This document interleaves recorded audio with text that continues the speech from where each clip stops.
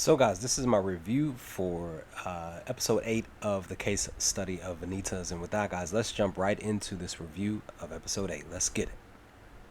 So a few things happened here in episode 8 that I'm just going to just talk about here specifically, and then we're gonna roll into the various other things that happened in the episode. But this is basically like the beginning of episode 8, where Noé and Vanitas are at Lord Ruth's office, along with Luca and Jane here, and they're having a specific conversation.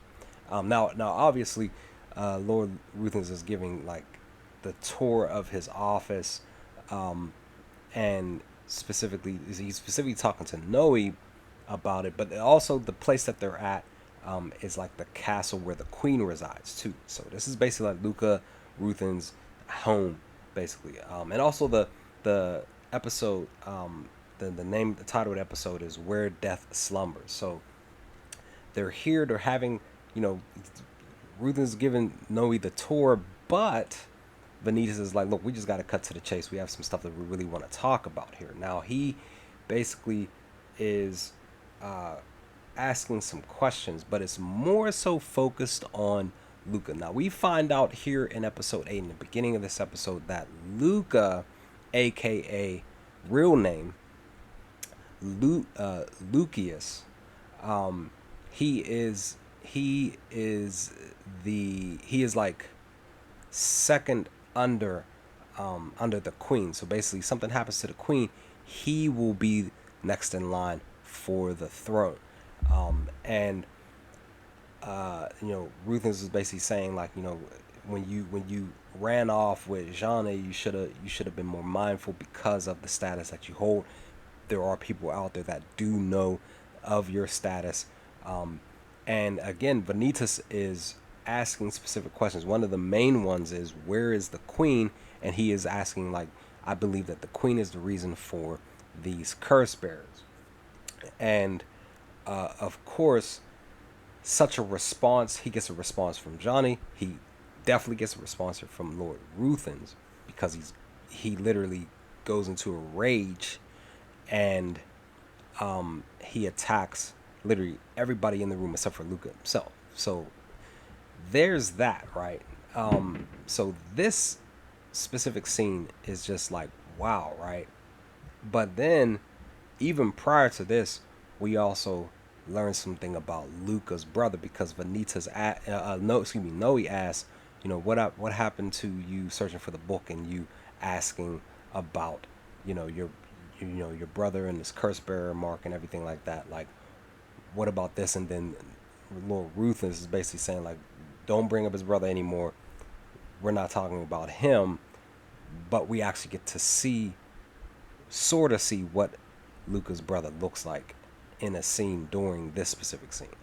Now, when Lord Ruthless says to don't bring up Luca's brother anymore, the scene shifts to this moment here, where it definitely looks like Luca's brother. He's wearing some chains. He's chained up, but he has per his cell, he has like I want to say he can look outside and see, but this is the only view that we get. Now we get a close up of his chains to where his legs are, but then the camera pans back to this spot here, and we get this view of Luca's brother. So we don't know fully what Luca looks like from his face, but we at least see here that this is Luca's brother right here. But he's basically behind bars, and there's a specific reason. And Lord Ruthens even says it. He says, like, that even he's basically saying, like, even prior to the curse bearer that's applied to his brother, that he was still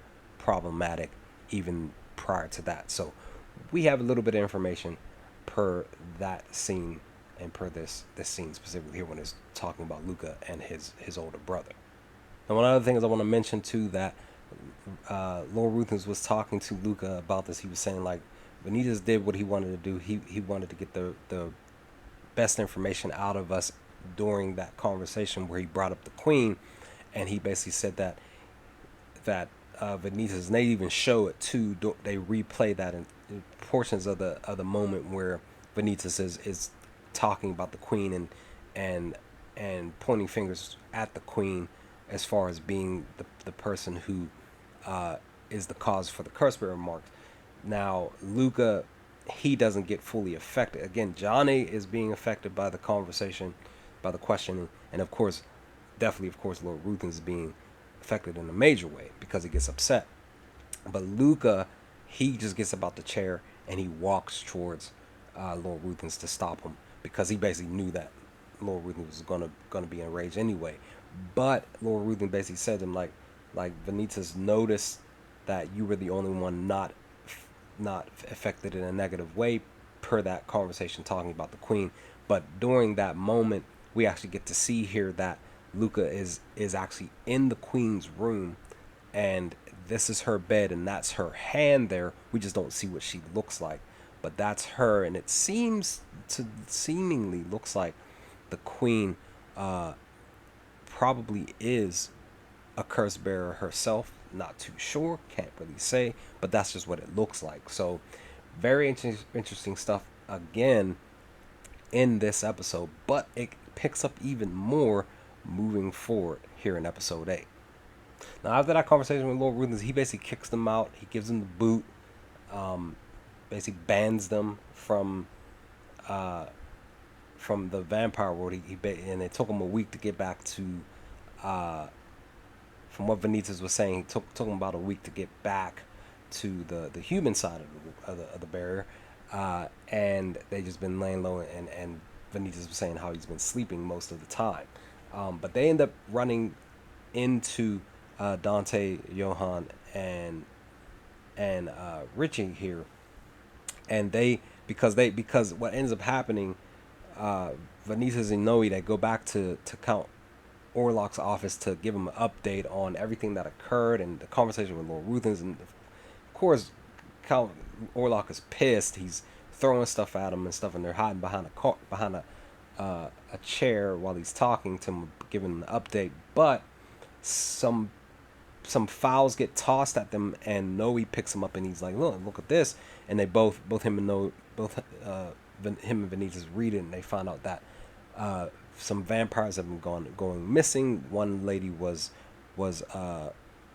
one specific vampire lady was also taken last night, and of course these three actually are looking for a specific curse bearer, and what they end up finding out during their search is this right here.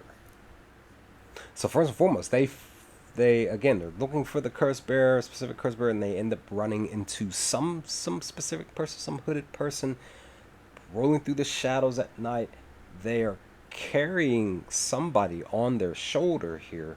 They're walking through the night, being very secretive. But again, at the same time, you could kind of say it's out in the open because it's in like the back alley streets of the city here. So, but again, it's at night, so people don't see this hooded person walking through carrying this person with them. So, but we find out who this hooded figure is, and actually who they are, specifically group wise, and who they're going to go see in the coming scene to come.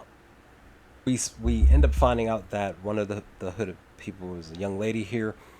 As you can see, they have the priest-like garments on and stuff like that. Like they belong to a specific church.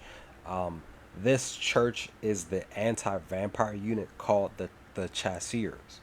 And I also wanted to mention, because I forgot to mention it during the image with Dante, Johan, and Rike. I believe it's Johan's the one that basically brings up the fact that they are called dampiers, not vampires, but dampiers or dompiers. So vampire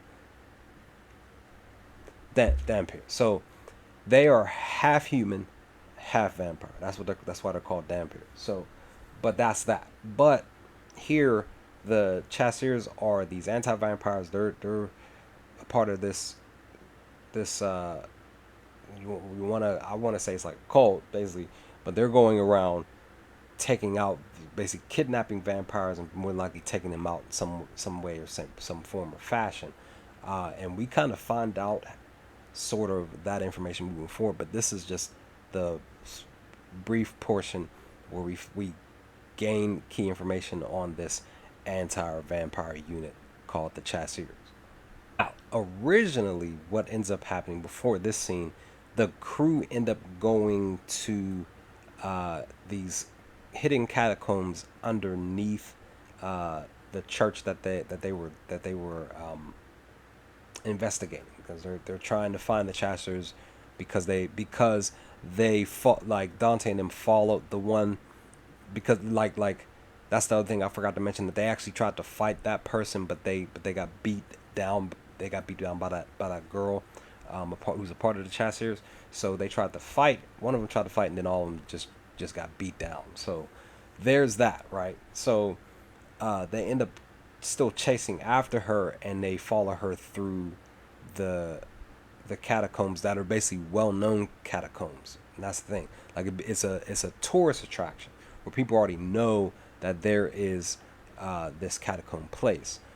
But with that, Vanitas, he once again trying to be slick, he tries to go off on his own to find this hidden entrance in the church that takes him deeper into the catacombs, like the real actual catacombs where the Chassers really reside at, right? So Noé waits for him to come out. He expects him to come out, and they come outside through the back, and he's like, "Look, like, it's cool. I kind of figured this is what you're gonna do. I was reading through this book. I almost finished it. It took kind of long, but I'm going with you to where you're going, even though Vanitas is like, well, don't stop following me, whatever." But they get under the catacombs. They get here specifically to where you see these skulls, right? These are skulls of dead vampires, which we found out just a little bit, just literally like 60 seconds later into the scene. But they get here, and they're just like, of course, me too. I'm just like, wow, like, this is a room full of skulls, vampire skulls and stuff. But once they get here, once they find this place, it's just like they're blown away, and they're trying to figure out what's going on. But that's when this person shows up, and things get ready to take a twist or a turn for the worse. So while they're in that room, they end up coming across him. He was actually shown earlier in the episode when the girl came to him. As you notice, per that necklace thing that he's wearing around his neck, he was the same person.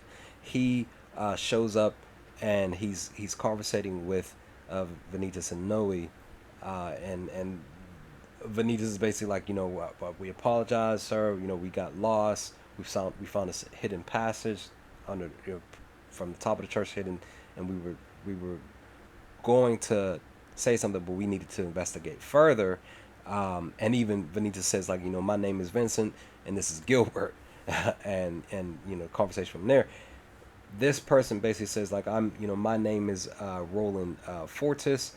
I am the sixth paladin of the Chassiers. But what ends up happening is that he says that he's lost, as well as them, so they're following him. And I'm cracking up because I'm like, he's saying, like, well, you're telling them that you're lost, but you want them to follow you, even though you're all three of you are lost. So to me, I kind of knew something was up once he was saying what he said, and told them to follow him. So what he ends up doing is taking them into this open area. He says he's going to investigate this little room off to the side. He calls Vanitas over, and then he pushes him in to that room, which is a cell, and he closes a cage door behind Vanitas, and then he tosses something in the air, and Vanitas basically tells Noé to cover his eyes, which he tries to do because there's a big flash of light.